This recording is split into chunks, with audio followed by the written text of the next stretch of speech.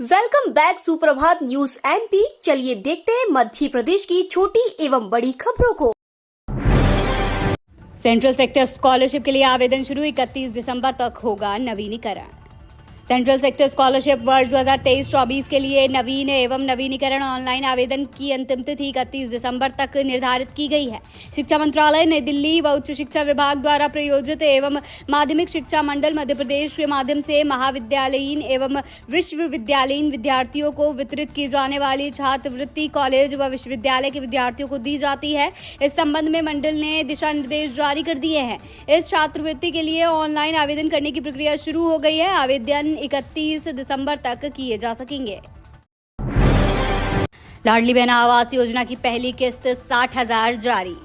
मध्य प्रदेश और केंद्र सरकार के द्वारा प्रदेश के लोगों के लिए कई तरह की योजनाएं चलाई जा रही हैं। लाडली बहना योजना के तहत पक्के मकान के सपने को पूरा करने के लिए मध्य प्रदेश के हितग्राहियों के लिए लाडली बहना आवास योजना की शुरुआत की गई है। इस योजना की पहली किस्त को लेकर लेटेस्ट अपडेट आई है। दरअसल लाखों लाभार्थियों के लिए खुशखबरी है।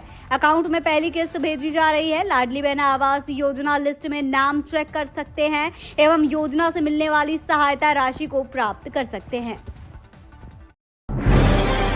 24 घंटे में 4 नए डेंगू मरीजों की पुष्टि, आंकड़ा 243 पर पहुंचा। पीड़ितों में 26 बच्चे भी शामिल। इंदौर जिले में डेंगू से पीड़ित मरीजों की संख्या लगातार बढ़ रही है। कल मिले 4 नए मरीजों के साथ अब तक ये आंकड़ा 243 पर पहुंच गया है, जो पिछले 5 वर्षों में सर्वाधिक है। पिछले 1 महीने से डेंगू पैर पसारे हुए हैं और लगातार नए नए मरीज सामने आते जा रहे हैं। जिले में मिले डेंगू मरीजों में पुरुष अधिक हैं। प्राप्त जानकारी के अनुसार सभी मरीजों में 191 पुरुष, 92 महिलाएं तथा 26 बच्चे भी शामिल हैं। मध्य प्रदेश में आचार संहिता लगने से पहले सरकार ने दी 3 मेडिकल कॉलेजेस की सौगात। मध्य प्रदेश में चुनाव आयोग ने विधानसभा चुनाव की तारीखों का ऐलान कर दिया है। ऐसे में सरकार कोई भी घोषणा या नया काम नहीं कर सकती है। आचार संहिता लगने से पहले सरकार आनन फानन में आदेश जारी कर रही है। सरकार ने प्रदेश के 3 जिलों पन्ना, कटनी और बैतूल के लिए सरकारी मेडिकल कॉलेज बनाने का आदेश जारी कर दिया है। सरकार द्वारा जारी आदेश के मुताबिक पन्ना, कटनी और बैतूल में 100 MBBS सीटों वाला मेडिकल कॉलेज बनाया जाएगा। 5 करोड़ से अधिक मतदाता 17 नवंबर को चुनेंगे मध्य प्रदेश की नई सरकार। मध्य प्रदेश विधानसभा का चुनाव 17 नवंबर को होगा। मुख्य निर्वाचन आयुक्त राजीव कुमार ने सोमवार को चुनाव की घोषणा कर दी है। इसके साथ ही मध्य प्रदेश में आचार संहिता प्रभावित हो गई है। अब ना तो कोई तबादला होंगे और ना सरकार कोई घोषणा करेगी। आचार संहिता लगने के बाद सीएम शिवराज सिंह चौहान का बारगी दौरा निरस्त हो गया है। भूमि पूजन, शिलान्यास और लोकार्पण भी नहीं होंगे। 21 अक्टूबर को चुनाव की अधिसूची जारी होने के बाद नामांकन की प्रक्रिया प्रारंभ हो जाएगी। मध्य प्रदेश में सभी सरकारी कर्मचारियों की शैक्षिक योग्यता आचार संहिता लागू। मध्य प्रदेश में चुनावी आचार संहिता केवल नेताओं पर नहीं बल्कि कर्मचारियों पर भी लागू होती है। धार्मिक संहिता उन पर भी लागू होती है जो किसी भी सरकारी विभाग में असैन्य या फिर अकाउंट सोर्स पर काम करते हैं। मध्य प्रदेश में विधानसभा चुनाव आचार संहिता लागू होने से सभी फर्जी कर्मचारियों की छुट्टियों पर रोक लगा दी गई है। जो कर्मचारी अवकाश पर चल रहे हैं वे अपने शैक्षिक संस्थानों को छोड़कर उन्हें ड्यूटी पर वापस बुलाया जा रहा है। कोई भी कर्मचारी अपने सहयोगी कर्मचारियों को अवकाश पर छुट्टी नहीं दे सकेगा। मध्य प्रदेश में 17 नवंबर को एक चरण में वोटिंग, 3 दिसंबर को आएंगे नतीजे। मध्य प्रदेश में चुनाव आयोग ने विधानसभा चुनाव की तारीखों का ऐलान कर दिया है और इस घोषणा के साथ प्रदेश में आचार संहिता भी लागू हो गई है। चुनाव आयोग ने प्रेस वार्ता में बताया कि प्रदेश में एक ही चरण में चुनाव करवाए जाएंगे। 17 नवंबर को वोटिंग होगी, वहीं 3 दिसंबर को रिजल्ट घोषित किए जाएंगे। चुनाव आयोग द्वारा 21 अक्टूबर को चुनाव की अधिसूचना जारी कर दी जाएगी। चुनावी बिगुल बजते ही अलर्ट हुआ प्रशासन। सड़कों पर लगे नेताओं के बैनर पोस्टर हटाए। मध्य प्रदेश में चुनावी बिगुल बज चुका है। चुनाव आयोग ने आचार संहिता लगा दी है। चुनाव आयोग के अनुसार प्रदेश में 17 नवंबर को मतदान होना है, जबकि 3 दिसंबर को मतों की गणना होगी। इधर चुनावी बिगुल बजते ही प्रदेश भर में प्रशासनिक सिस्टम अलर्ट मोड पर आ गया है। राजधानी भोपाल सहित जिले में सड़कों पर लगे नेताओं के पोस्टर, बैनर हटा दिए गए हैं। पश्चिमी विक्षोभ का दिख सकता है असर, छाएंगे बादल, कुछ क्षेत्रों में बूंदाबांदी के संकेत। मध्य प्रदेश के मौसम में एक बार फिर से परिवर्तन देखने को मिलने वाला है। इसका कारण पश्चिमी विक्षोभ है। उत्तर भारत में सीजन का पहला वेस्टर्न डिस्टर्बेंस पहुंच गया है, जिसमें भोपाल, इंदौर, उज्जैन समेत आसपास के इलाकों में इसका असर देखने को मिल सकता है। फिलहाल रात के तापमान में 2 से 3 डिग्री सेल्सियस तक वृद्धि होगी, लेकिन 15 अक्टूबर के बाद तापमान के गिरते ही ठंड का असर दिखाई देने लगेगा। बता दें कि अब तक प्रदेश के 90% हिस्से से मानसून विदा हो चुका है।